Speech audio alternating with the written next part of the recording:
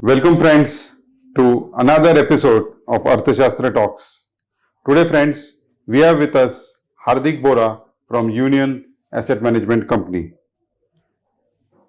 Hardick, Arthashastra Talks is a small effort from Team Arthashastra to empower our investors by sharing the wisdom of industry veterans so that they can take more informed investment decisions. And we are so glad to have you address our clients today. Friends, Hardick Bora is the co-head equities for Union Asset Management Company. Hardick is a CFA charter holder from CFA Institute USA with an overall experience of more than 15 years in the financial services sector. In his earlier assignments, he was associated with Motilal Oswal and Daulat Capital, etc.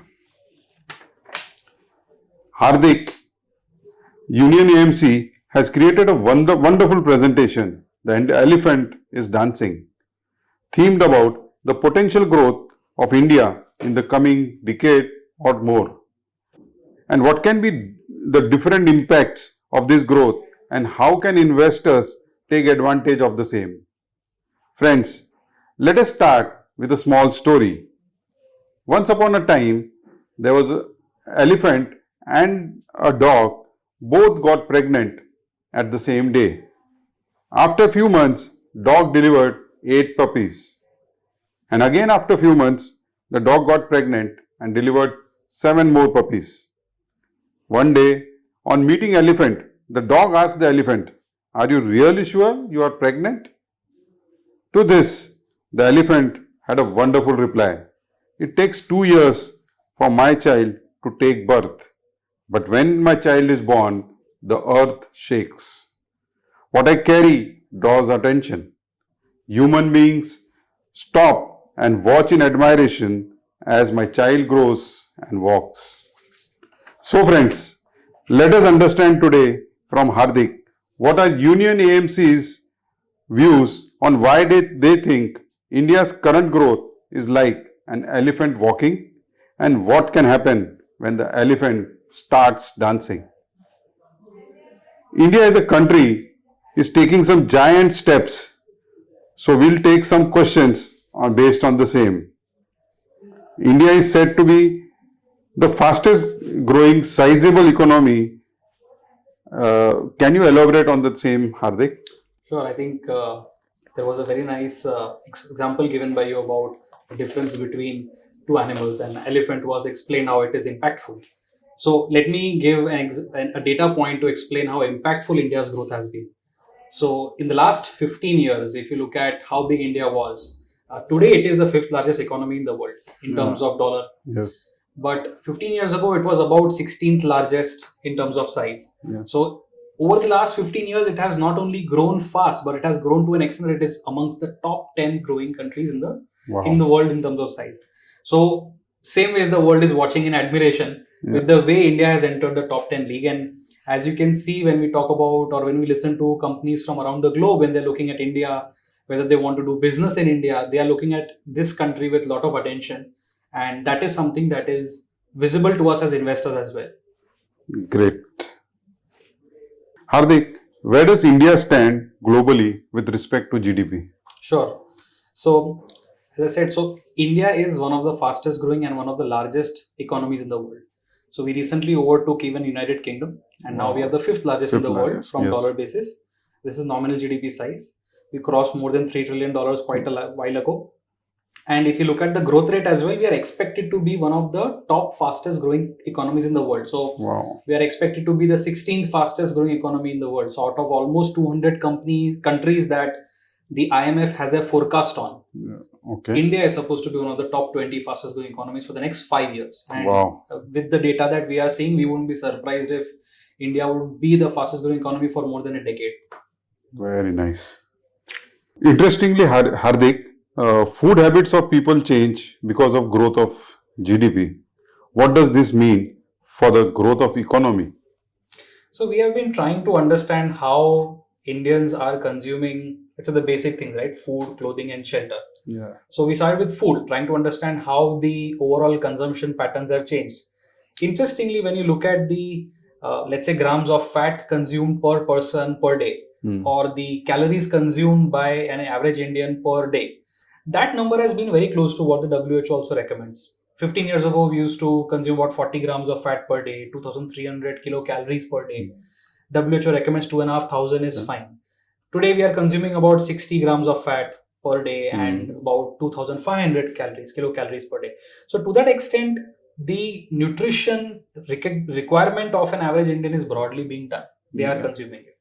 The world, when you look at the top 10 nations also, with the developed nations which are along with us, our top 10 peers, as you would say, they are also consuming about 120 odd grams of fat per day, or about 3,000 calories per day. And one would argue that probably they are over consuming. I'm not really an expert on the subject, but as far as WHO's requirement is concerned, we are consuming enough nutrition. What is really changing is the pattern in which this is being consumed. If we would go back 15, 20 years back, all the viewers can also think about how many times you would go out and eat at a restaurant. How many times you would order food from, I mean, the apps only started about 10 years ago, maybe. So there is a big change in the dynamics in which the food is being consumed today. For example, to give you one data point, the food service industry is growing at about 8 to 9% every year. Yes. But if you look at the revenue growth or the industry growth of, let's say, the casual dining restaurants or the quick service restaurants like the McDonald's and KFCs and Burger Kings of the world, or the cafes like Starbucks or Barista or whatever of the world, their revenue growth or the industry growth is growing anywhere between 15 to 25%. Oh, wow. So if the population is only growing by 1% every year, and if these economy or these industries are growing at about 15 25%, that is the fast growth you are seeing. So shift is slowly happening from unorganized smaller restaurants to being consumed from outside the home. Ordering, of course, we've seen companies like Zomato, the way they have been reporting growth in the orders that are being put in their system. So that is the change in the dynamics. I mean, we are not necessarily a starved nation from the data as we look at it, but more importantly, we are now consuming more like the developed markets are consuming. Great. Another component being energy. India is consuming more and more energy, and how it is going to change in future. B, as a country, will we be able to produce the required energy at affordable price? It's a good question, and this is the important part. I mean, as an economy grows, you also need to ensure that every individual is participating in the economy's growth. The interesting data point that we looked over here also was how much electricity is being generated, for every individual, for every Indian for the year. 15 years ago, about, let's say, close to 700 kilowatt hours of electricity was being generated for an individual per year. Okay. And today that number has gone up roughly by 2 times. It's about 1250 kilowatt hours per year. Wow. Now that number actually at 1250 might look like it is still a good growth. But even if you have to run a household with 2 or 4 important appliances, let's say you want a washing machine, a television set, or basically have an air conditioner, simple appliances, a 4-member household would require about 5 to 6,000 kilowatt hours of energy. Oh, wow. So even after this growth, there is still a lot of energy yet to be consumed, and it can be understood, right? When we look at the ownership of refrigerators or washing machines or certain other consumer durable products across the households, we own less of these products compared to the average, individuals of other countries, and that is why the growth in these industries also has been very fast. So, of course, as and when we consume or buy these products, we will need more electricity to run them. Yes. And it's not that electricity growth hasn't been happening. Electricity generation capacity in the country has been growing at a pace of about 6 to 7% every year. Again, using 1% as a population growth as a reference point, we have at least 5 to 6% more electricity per person every year. Yes. Okay. And this is happening at an affordable rate. If you look at the price at which electricity is available to us, so the tariff prices of electricity, that has been growing at a pace of about 4 to 5%, close to WPA. We know that per capita income on average has been growing between 9 to 10% for the last many years. So affordability of electricity is not so much of a challenge. And India is also setting up consistently enough electricity for everyone. So we've not really been a power deficit nation. As much is demanded, typically that much has been provided, but the demand is growing at a fast pace and the capacity also is growing to meet that demand. We feel that this demand on capacity is going to grow up even faster. And India is well equipped to match this capacity demand. In fact, some of our large companies in this space, even some of our large PSUs, are doing a great job in generating and transmitting electricity across the nation. So yeah, I think if you take the same comparison, if 5,000 kilowatt hours of electricity is probably what is considered to be sufficient, the top 10 nations average citizens are consuming about 8,000, 8,500 kilowatt hours of electricity per year. So when we have more electrical appliances being used, when we see more manufacturing happening in the country, automatically power demand will grow, and the country has been meeting that need. Great. We see maddening traffic in most of the metros. Does India have too many vehicles? Where are we with respect to vehicle ownership as compared to the developed world? Any viewer who is from a metropolitan city will be having the same complaint that we have too many cars actually, despite the data that investors keep throwing at them. But let me explain this through some data. The fact is that for every 1,000 Indians, we used to have about, let's say, 28 cars 15 or 20 years ago. Now for every 1,000 Indians, we have about 60 cars. So there's a 2x increase in the number of cars we have per 1,000 people. But if you were to look at the number for the top leading nations, they own or have about 600 vehicles per 1,000 people. Vehicles. So. And I'm talking about vehicles, sorry, not cars here. So vehicles will basically mean buses that you have for public transport, tractors that you might have to plow your fields for agriculture, or whether you need basically personal vehicle cars. It doesn't include two-wheelers, but it includes all the passenger vehicles or all the commercial vehicles, the trucks that we need to. So this number itself has 10x growth potential now. Wow. The question in our mind is, if there is so much traffic, where are the cars going to fly? So it's not that we have necessarily very high amount of cars in the country. It's just that the infrastructure has to get better organized. Yes. To give you one of the anecdotes, one of the leading nations in the world is also South Korea. And they have about 1 lakh square kilometers of area as a nation. India has 10 times or 30 times actually more area. But we only own 3 times more cars. Okay. So it's not that we have more number of cars, it's just that we have more, relatively lesser amount of urbanization. Population is still concentrated around the metros or the tier 1 cities, where the population ends up getting concentrated, the infrastructure gets bottlenecked. And the government has been doing a fantastic job in increasing the number of roads. If any of you have been traveling to your hometowns or some pilgrimages, you know now that the road you have to take to get to those areas have improved significantly. The speed at which transport is happening has improved significantly. And the government has been making a lot of efforts. Even the Vande Bharat train projects that have happened. You can travel from here to some of the important parts of the neighboring areas at a very light speed. I mean, it's a very quick speed. So this has also kind of reduced the bottleneck that you have seen on the roads. So I think vehicle ownership definitely has a long way to go. As I told you, for every 1,000 people, we have only 60 vehicles. As we do more of agricultural development, more mechanization at farm level, as more and more manufacturing happens in India, you will need more trucks to transport these goods within the country and to the port so that they can be exported. So to that extent, the demand for vehicles, whether it's passenger vehicles or commercial vehicles, it is only going to keep growing. And there's a long way for growth. Great.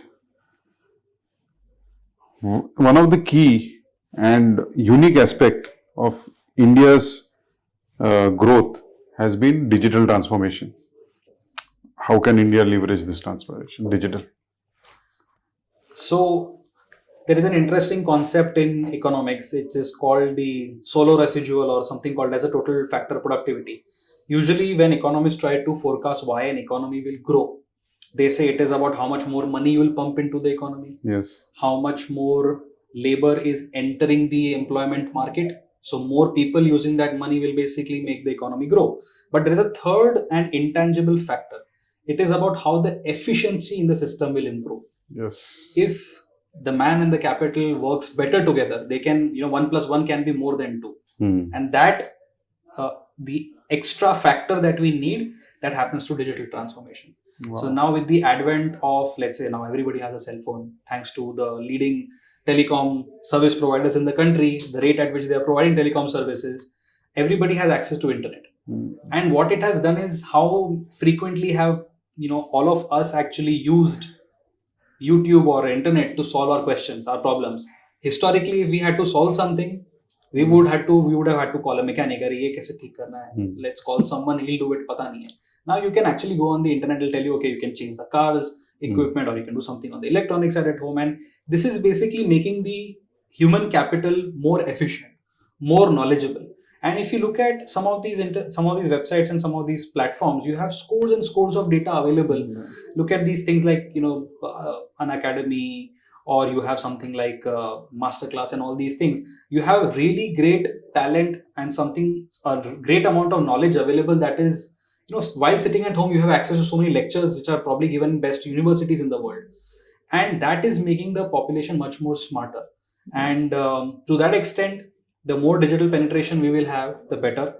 But interestingly, I'll tell you that if you look at 20 years ago, the access to internet in India was very low. Only 2% of the population had access to internet. Yes.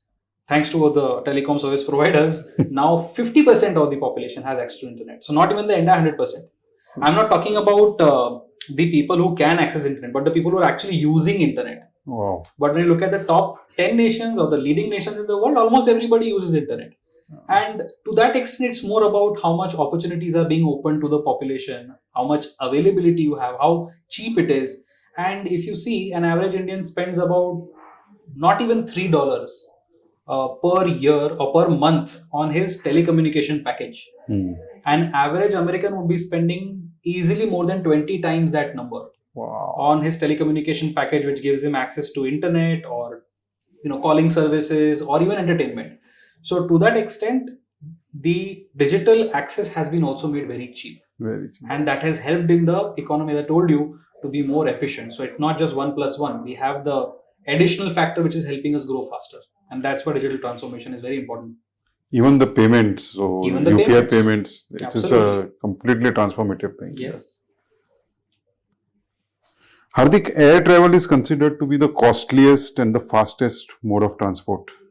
And how will that impact, or the growth of that impact the GDP in future? So this very well ties in with the earlier point I was trying to make. In and of itself, air travel doesn't necessarily give a huge growth to the GDP. But let me explain how it goes, right? First, let's understand how air travel has been growing in the country. 15 to 20 years ago, I think on average, an Indian traveled about 36 kilometers by air. This is both domestically or internationally put together. Now, I recently was doing research on this topic, and I realized that the shortest flight is between Guwahati to Silchar. That is also 56 kilometers. Okay. So when I say 36 kilometers is what an average Indian traveled back in 2000, let's say 5, that was not that individuals traveling that less. Few individuals were traveling by air. Yes. So if you took the total distance traveled by air and divided with the population of India, you got the number that average Indian was only traveling by 36 kilometers. Yeah. Today also, after all this, whatever affordability going up, and now, flights being available in many, many different areas of the country, still an average Indian travels roughly about 135, 140 odd kilometers per year by air. This is both domestically and international put together. Right? Yeah. The leading nations of the world, their citizens would be traveling by about 3,000 kilometers per year. Oh, huge gap. So a huge gap, 20 times more easily, right? And what is the impact of this? First of all, as I said, in and of itself, it doesn't necessarily mean that it will lead to growth. But what it means is the individual's paying capacity, choosing convenience, over the affordability is the question here. You can travel from Bombay to Delhi by train, it will take you 15 hours. But if you choose to travel by air, it will probably take you 12 hours less. So, today if you want to do a meeting, or any business person wants to do a meeting in Delhi, he can take a flight in the morning, conduct all his meetings, and return back to Bombay, by night, right? But having said that, if you look at, you were to travel by train, let's say, 20 years ago, you would have to spend 3 days doing the same meeting rounds. Yes. Right? So the efficiency of you conducting business meetings has gone up by 3 times. Yes. It takes 1/3 the amount of time, because 15 hours going, 15 hours coming, 2 days mein chalega. And then you have 1 day for meeting. Yes. So the efficiency with which business meetings or collaborations can be done, that has gone up. That has some increment that does 1 plus 1 equal to 3. Yes. Right, so that is the effect that it has. It has two effects. One is it of course makes the population or the economy more effective, more efficient in terms of conducting business, and also it is a reflection of how average Indians are getting more and more increase in their income, and hence they're willing to spend. So still about I think 70% of the traffic, if I'm not mistaken, in the airlines would probably be more business related, and 30 would be more leisure slash tourism based. But that number was almost nothing 15 years ago. Yes. So both businesses and tourists are finding this a more interesting avenue to travel. Yeah, in fact, for tourism, people can travel more in the same time. At the same time, I mean, saves, you see more of the different cities you're Yeah, visiting, yes. probably save on some other areas. But the point I'm trying to make is that this is happening. It's not a thing that will happen. From 36 kilometers, we've already gone up to as high as 140 kilometers. Yes. And it is nothing compared to the global, average of the top 10 nations. So there is a long, long way to go.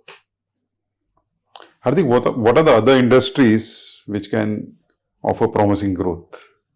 So the interesting way to look at it is which industries India is significantly behind compared to the world, and more importantly, which industries are already growing faster than the nominal GDP. So nominal GDP will be growing by about 12%. Any industry that is growing at 25%, 20% is clearly seeing significant growth. It is showing more and more penetration.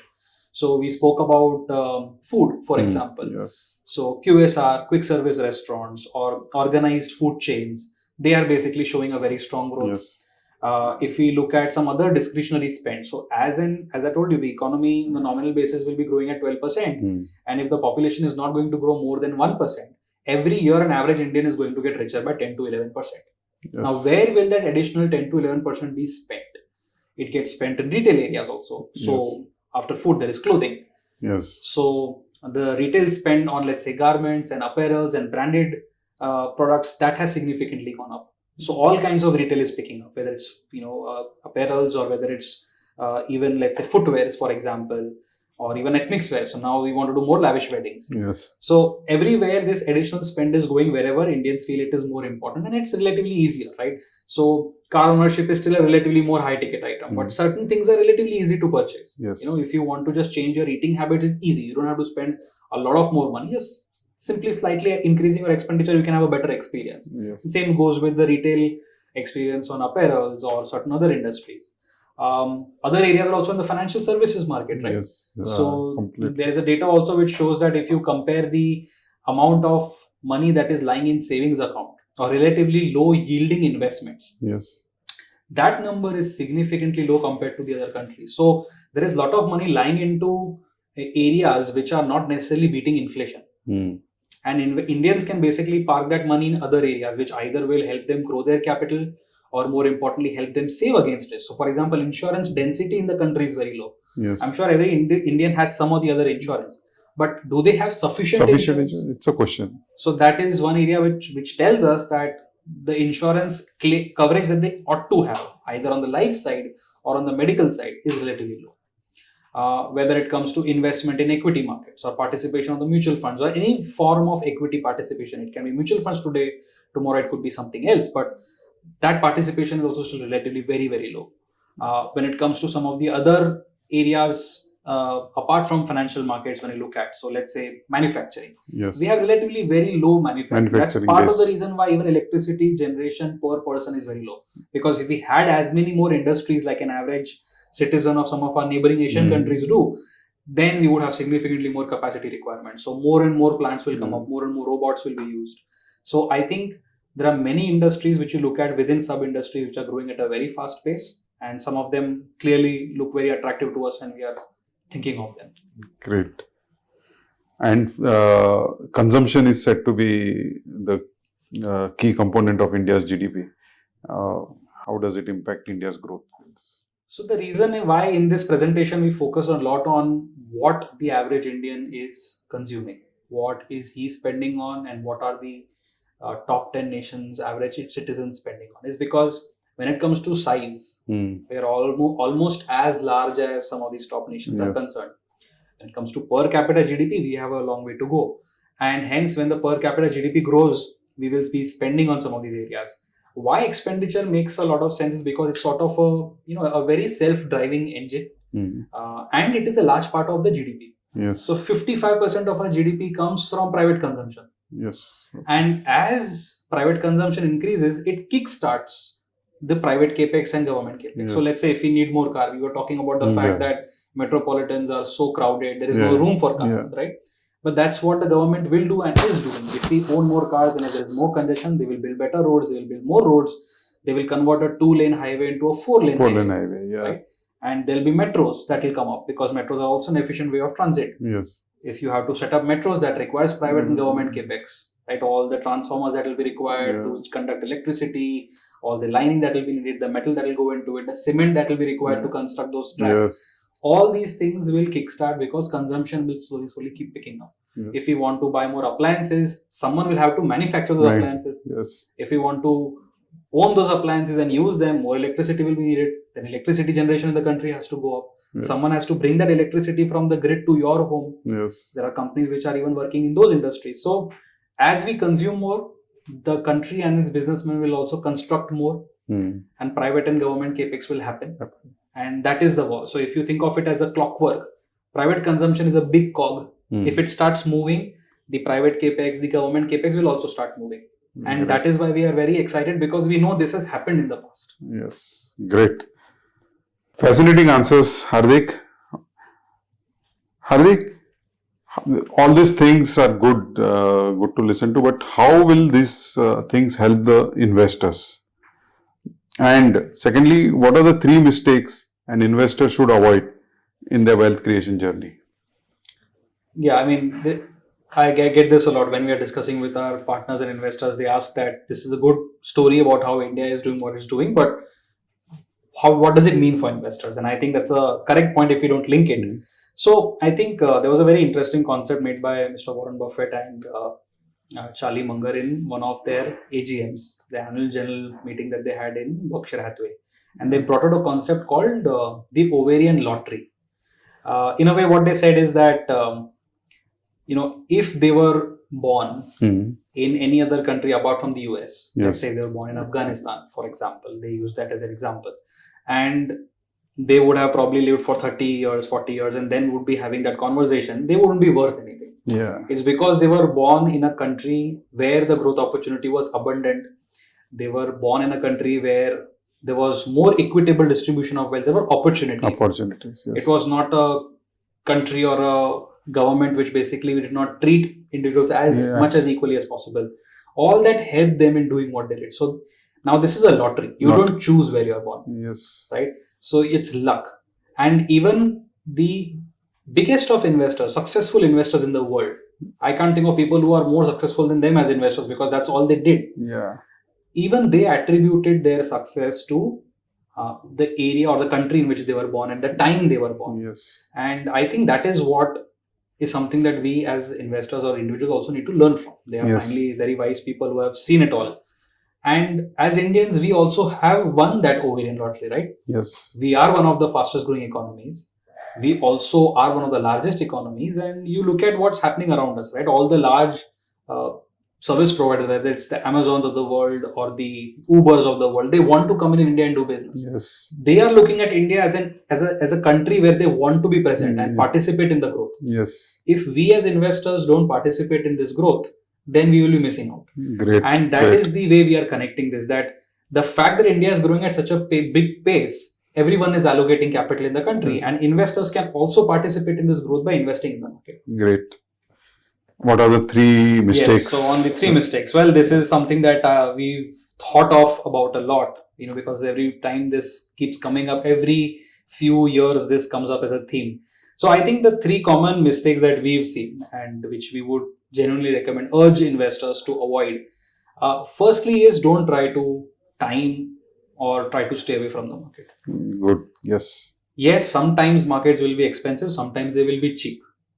There is no point in trying to figure out when to participate. You keep participating, you stagger it. If you're a salaried person, you can do an SIP. You will keep participating in small bits. If you're a lump sum investor, if you're afraid of valuations, do a staggered investment, do an STP. STP. But staying away doesn't matter. We will have a conversation today. I will say markets are maybe a little bit expensive. I'm a fund manager. My job is to say where the markets are.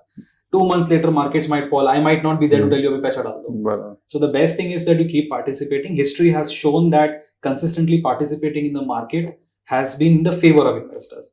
Staying away and not participating becomes an issue. So my suggestion would be always to not miss out on the equity market story. In the Not try to time the market. Don't time it. I would say the other mistake that I see is there is not enough attention given by individuals on where they want to take their financial situation in future.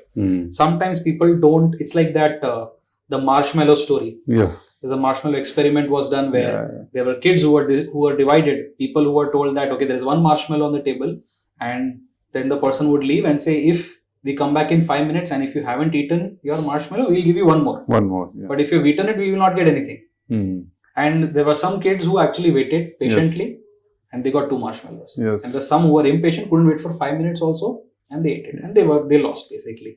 Now this story teaches about something which is called rather than short-term pleasure, think about long-term benefits. Delayed gratification. The delayed gratification. And that is something that individuals don't think much about. They maybe will spend a lot. We are talking about India's consumption. Consumption should happen, but it should happen in a manner that you take care of your future as well. Also. So I think not enough individuals spend time thinking about how they need to plan their finances. Yeah. Don't think that planning finances is important. They think they'll do it probably once they turn 40 or 50, but then situations will be different, responsibilities will grow, and you will not be able to catch up.